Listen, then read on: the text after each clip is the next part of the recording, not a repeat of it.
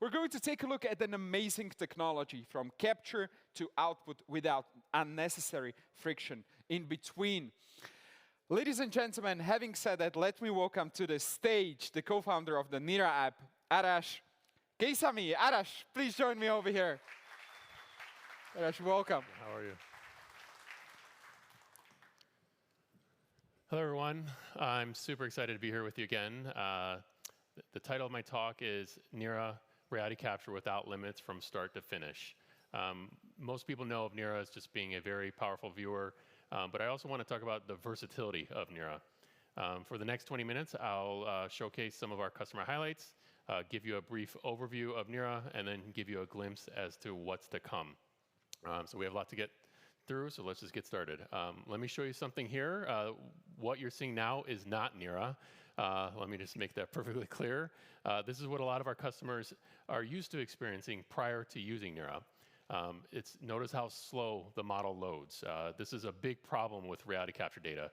It's just big, and inherently it's just slow to load, at least when you're not using Nira. I screen captured this video just yesterday from my hotel room, and it just, hotel rooms don't have the best conditions, but I also did all the screen captures in Nira in the same hotel room. So you get a nice direct comparison of what you get from even not perfect internet conditions. By the way, this model was shared with me by Martin Wider.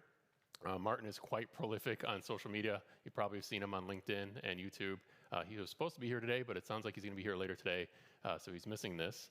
But thank you, Martin. I asked Martin for the photos because when I saw this model, I was convinced we could do better, and he shared it with me.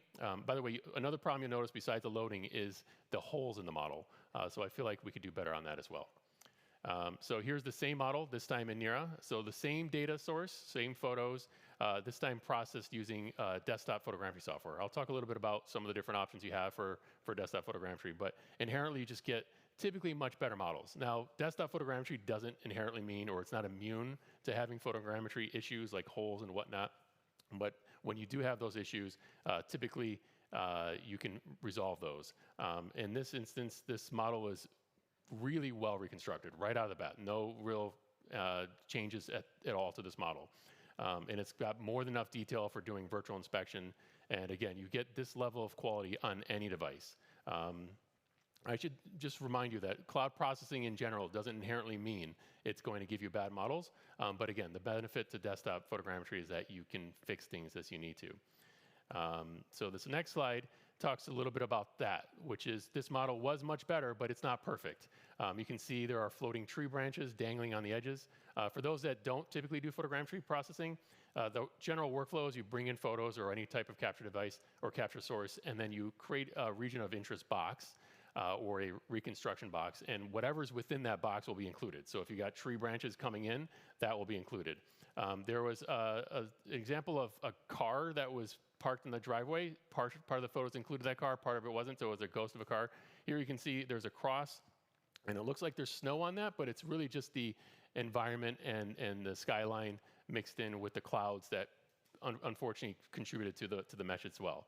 The good news is we can fix all these issues. You can also see on this facade here, we have a little bit of shadows from the tree branches.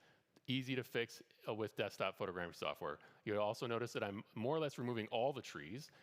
Might not be necessary to remove all of them because you want to keep some context, but in this example, if we're doing virtual inspection, it's nice to remove those trees so the person that's doing that virtual inspection or the one that wants to annotate or measure on that model doesn't have to navigate around tree branches to get to the data they want to see. And we also removed the ghosting of the car. That was a very easy thing to do. And finally, the cross up top looks much, much better. Now, if you wanted to bring in the trees, you can certainly have done that because typically trees and thin surfaces don't reconstruct well with photogrammetry. You could reprocess that using Gaussian splats and then bring in the trees as Gaussian splats and mix and merge data within Nira. That's, again, what I wanted to communicate with this talk, which is the versatility that Nira provides. For those that don't know Nira, let me just give you like a 5-minute overview of what Nira is. For the most part, Nira just removes the barrier of getting access to big data. So here is a 400 gigabyte point cloud data set. On the left, you have Nira. Yeah, so that's our left here. And on the right, you have Potri. Potri is the most common point cloud viewing technology that's used essentially by everyone. We don't use Potry, so we have our own point cloud viewing technology. And what you get is significantly better viewing of that data. And I'll talk a little bit more how that works. But another benefit you get is you don't have to tinker with quality settings. Regardless of whatever device you have, you'll get the exact same experience. If you're using a 10-year-old $100 Chromebook, you'll get the same experience as if you're using a super high-end workstation. You don't even have to have a GPU at all. So I'll go over just briefly about just how that works again. You upload data to the cloud, typically like you do with most services. The key difference is that our servers have GPUs in them.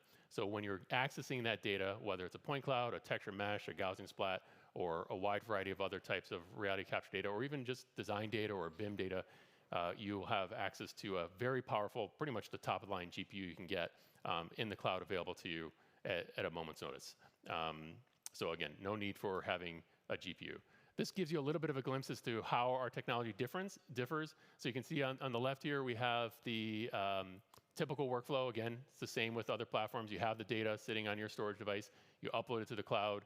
The key difference, again, is that once you start to get in the middle, we have a GPU on our servers, and we're accessing that data on very, very fast storage, very fast NVMe drives. So when we're having to read gigabytes or terabytes, quite frankly, of data, you're not pulling that data across an internet wire or a poor Wi-Fi connection. You're pulling that data from an NVMe drive, which is at gigabyte speeds, onto a very powerful GPU. And then we render it in real time and stream it as pixels. So you're just basically getting a video. And that's why it becomes so accessible. Because if you can view something on your phone or mobile device, if you can view a YouTube video or Netflix show, then you can get access to your biggest photogrammetry models or reality capture data. And then this kind of bullet points the key differences. You can see highest visual quality all the time, regardless of the device. It's nice and consistent. There are no quality settings. You don't have to press, high quality. You don't have to adjust the budget of points or any of those types of details. It's accessible on every device. There's 0 GPU required. It's kind of strange to imagine there are no GPUs on any devices these days, but that happens. You have these little client devices that you see at banks or other places, and they just have no GPUs. And finally, Nira is ultra secure. It's the most secure platform of all. And the key aspect to that is just inherent with our technology. Because we're not sending that data back to the client devices, that data is not sitting in your browser cache or in your GPU. A lot of these other platforms, they tout these certifications. It's quite frankly a little bit of bullshit, because if you send me the link to any of the reality capture data, regardless of whatever certifications it is, it's extremely trivial to scrape or rip that data and basically have it permanently. With Nira, that's impossible, because we're never sending that data. It's sitting on our servers and staying on our servers. I really want to talk a little bit about what our customers use for how they capture the data. Again, speaking to the versatility of Nira, a lot of times photos alone don't do the work you need. So a lot of our customers use a combination of your typical cameras, of course, different payloads attached to drones, and even LiDAR devices. A lot of our customers like to use laser scanners, mobile laser scanners, terrestrial laser scanners, and some of our customers are using some very exotic equipment. So let me zip through the next one. So you can see there's these boats. I've never used one myself, but they look really cool.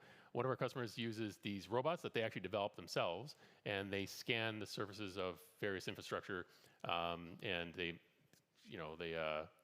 crawl around, and they're measuring a wide variety of things, and they're pretty impressive. Then we got these walking robots. So really cool stuff. This is the most popular photogrammetry software that most of our customers use. Not just photogrammetry, but just reality data software. Reality Scan's right at the top. Then, of course, DJI Terra is becoming very popular, and a wide variety of them. There's a few that are becoming very popular for Gaussian splats, so that's listed here as well. And here's an example of a customer's data set. A lot of times when they upload something to Nira, the quality doesn't always look great, not because of the viewing, but because of how it was reconstructed. The challenge is that sometimes some sites just don't reconstruct well. This was a little bit strange because it was well captured. They had a lot of photos, but because there was a lot of windows, a lot of shiny surfaces, and it was a white structure, it just didn't work out that well. And they also weren't able to capture certain areas because there was a lot of pedestrian walkthrough and stuff like that. So it just, they weren't able to get very low to the ground. This building was in Florida, or was on the coast of Florida. So I actually asked someone I know at Regal, they make some very powerful scanners, if they were able to join or go on site and scan the building as well. And that way we would get the point cloud, which is inherently much more accurate and reliable, or these layer scanners are more reliable with capturing. And then we would combine the point cloud with the drone photos to produce a more reliable and more accurate model. The resulting model looked 1,000 times better.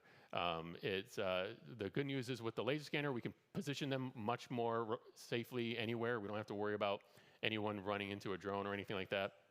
So we're able to get the front entrance much better, well captured, or a lot better captured. We were able to even send the laser scanner through the garage. So we got the garage captured exclusively through the laser scanner. And again, we were able to mix both the laser scanner with the drone photos and produce a much, much better model. We also, another benefit of the laser scanner is you get these bubble views, and you can just navigate to each of these bubble views, get a nice kind of walkthrough. There's our Regal friend here. I will mention there was one aspect to this model that didn't get reconstructed very well, and that the top or the roof of this building had basically a glass rail or glass wall, keeping people from falling off. And I can show you that when we pull up the photos here. You'll see here we have this glass, and with the laser scanner and the drone photos, unfortunately, neither one of them was able to capture. It's just too clear or whatever the case may be, and there are certain circumstances where it just doesn't work. Again, because of the versatility of Nira, we were just able to reconstruct that just using just traditional 3D modeling software. So you can do this in, I'm pretty sure, Revit. I ended up doing this in Maya, which is just a 3D modeling tool, but you can do this in Blender, pretty much any tool that can create a very basic shape. This was done in like 5 minutes. Again, is it 100% necessary? Not all the time, but if you really want to present your models in the best case, an extra 5 minutes can go a long way. And now we're able to at least give you some visualization of the entire site without anything significantly missing. So by the way, we did try to reconstruct this as a Gaussian splat. We thought, it did a much better job in some areas, but unfortunately, the Gaussian splat did introduce some artifacts. Gaussian splats are amazing. They do a phenomenal job, and I'll show some other examples of when Gaussian splats are really applicable. But for this one in particular, again, because we were mostly doing facade captures with the drone, if you don't have those angles, they don't work out so well. And also, you can see there was some window washing stuff on the side there, and removing that type of data is a little bit harder to do with Gaussian splats. Here's another site that was captured. This one was reconstructed in reality scan. And it's a combination of an exterior and interior. A lot of our customers like to do both.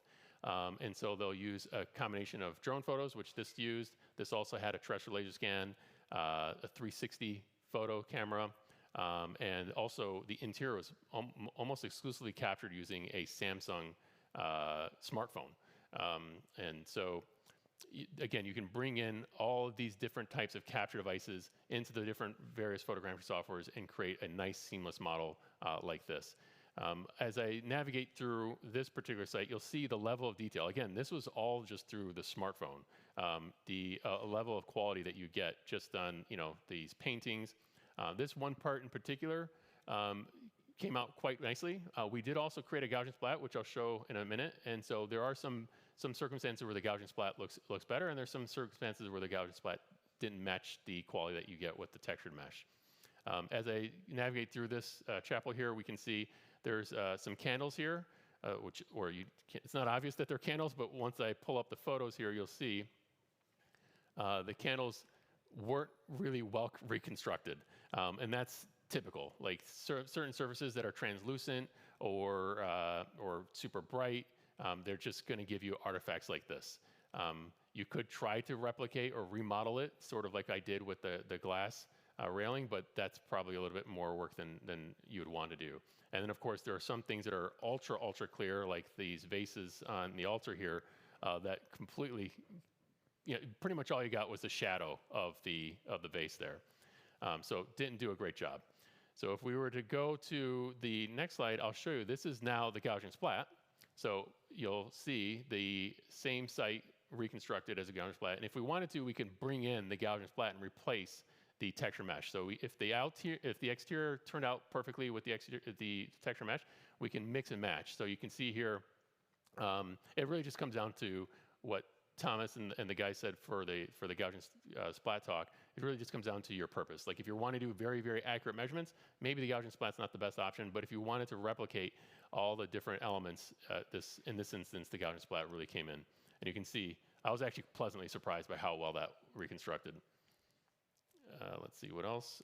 Here, I just mentioned we also capture the site with 360 camera and also a terrestrial laser scanner. So you can see, you can just jump around and see the bubble views and turn them on or off. We also did capture or reconstruct the exterior as a Gaussian splat just to see what that would look like. I will mention that Nira supports all assets with georeferencing. So if your photogrammetry or your Gaussian splat tool is able to reconstruct the model as with georeference coordinates, it'll come in with georeference coordinates. You also notice those little pins that keep the birds off. Those really, really came much better than what you would typically see with a photogrammetry model. There's a little GCP target on the ground. I just sampled the coordinates on that, and then I just dropped this into Google Maps. By the way, I recorded all this just in the last 2 days from my hotel here in Prague. So you can see here,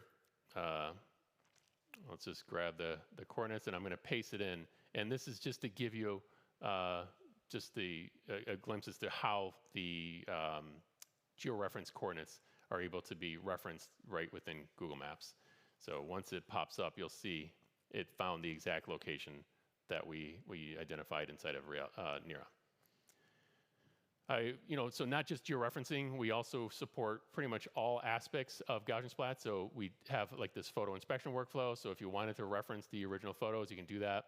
And that works with Gaussian splats. This is another georeference model with the camera coordinates aligned with it. So you can see, you can click on any part of the Gaussian splat and then finally get to see the original source photos. Gaussian splats do a phenomenal job with reconstructing the model, but they sometimes miss certain things. And so having access to the source photos really can help with identifying exactly what the issues are.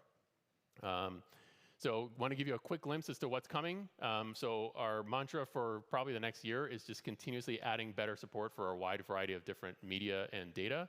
So we're adding support for Cesium tiles, step files, IFC data, and also we have some improvements we're making towards our user experience. And one of them is adding support for collision meshes. So these are two exact data sets. One on Nira on the left, the other one on the right. Essentially, the one on the right is using a typical web-based Cesium type viewer. You can see how slow it takes to load. It can sometimes take upwards of sometimes several minutes to fully load all the detail. Cesium technology is quite nice. It's just kind of being held back by web viewing. So when you're having to pull all that data through a web browser or through the internet, again, sometimes not super reliable or fast internet, it can be slow. And even if you have the fastest internet connection, you're also sometimes limited by what the server you're connecting to is willing to serve. So inevitably, you're constantly doing this waiting. You're going to the site or going to a specific location. You don't even know for sure if you're even viewing the highest level of detail. And you essentially want the most detail so you can make the most accurate measurements. And again, and inevitably, as you start to navigate through the model, it eventually will crash. Like I've never had a circumstance where, especially on mobile devices, where I'm navigating within a couple minutes, it starts to not work. This is another example of mixing in a variety of different data. So this is a Gaussian splat. This was captured using the XGrid's L2 Pro.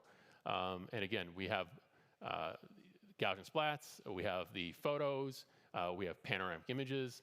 The panoramics came from the L2 Pro, and we'll be able to see that. But here's an example of, with the L2 Pro, the Gaussian splats didn't reconstruct or didn't represent some of the details that you can see from the photos, but it's still there. And then we can navigate through here. And now I'm switching to showing all the different panoramics. Of course, because it's a mobile scan, you've got a lot of bubbles. And then you can also switch to your point cloud. So again, if you wanted to do more accurate measurements, maybe the point cloud was the option. You can certainly do measurements on Gaussian splats, but having access to the point cloud makes it a little bit more, I guess, accurate or more reliable. Here's a step file. So you can see, you can download these step files directly from DJI, and you can get a really nice, accurate model and mix it in with your data. Let's see next. Here's IFC. So this is on the horizon. Probably within the next month, you'll be able to upload your biggest, highest resolution IFC models, and again, mix them in with your reality data, or just view them in isolation. So have a 60,000 seat stadium and you want to view this on your phone, that's all possible. Finally, this was sent to me yesterday. One of our graphic engineers is wrapping up his support for collision meshes.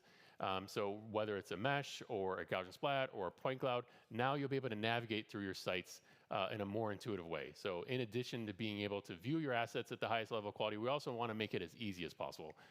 For probably most of us in this room, 3D is kind of second nature, but there's a lot of people, especially those that are doing inspection work, that are not as comfortable with 3D. And you can see here now I can just walk around. He maybe jumped around a little bit too much here, but you can see he's just hopping around, and you can pretty much get access to any part of your model just by hopping around. Probably not the best idea to hop around a chapel, but that's what we did here.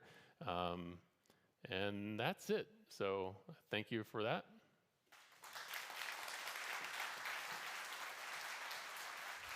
Arash, wonderful presentation. Thank you. Plenty of questions, so let's tackle them one by one.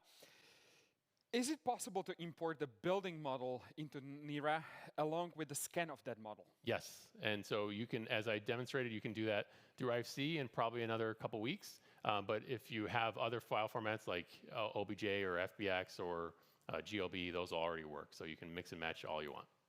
Awesome. Specific question about that cell tower.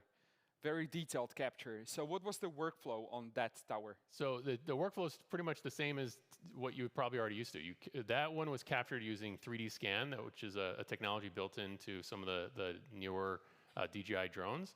And it was captured in a kind of like a cylindrical pattern. And then you can just bring that into some of the different photogrammetry softwares already have support for Gaussian splats, and some you can augment through, so for example, you can bring the photos, align them in Reality Scan, bring that camera alignment data into a Gaussian splat tool, and then create the Gaussian splat, and then bring the alignment data with the Gaussian splat into Nira, and they kind of work together. And they can be georeferenced. So that's one of the nice things about Reality Scan, is it kind of already works with a variety of different software applications. Sweet. 2 words, prices, please. So we try to make Nira as accessible as possible, not just with viewing the technology, but also just making it as affordable as possible.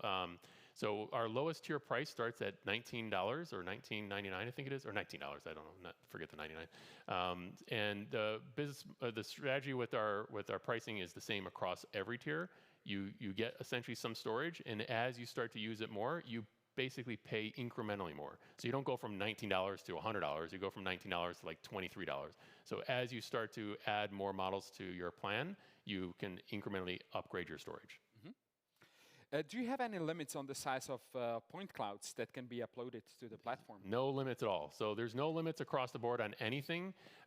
The one limit we have always suggested was maybe not go as high with the polygons, but that's one of the benefits of adding Cesium support, which is now we'll be able to go even higher. Now, when I say we suggest certain limits on point cloud or on texture meshes, that's still in the several billion. But what we have noticed is that some of our customers are doing astronomical size data sets, in the many billions, like city scale or even bigger.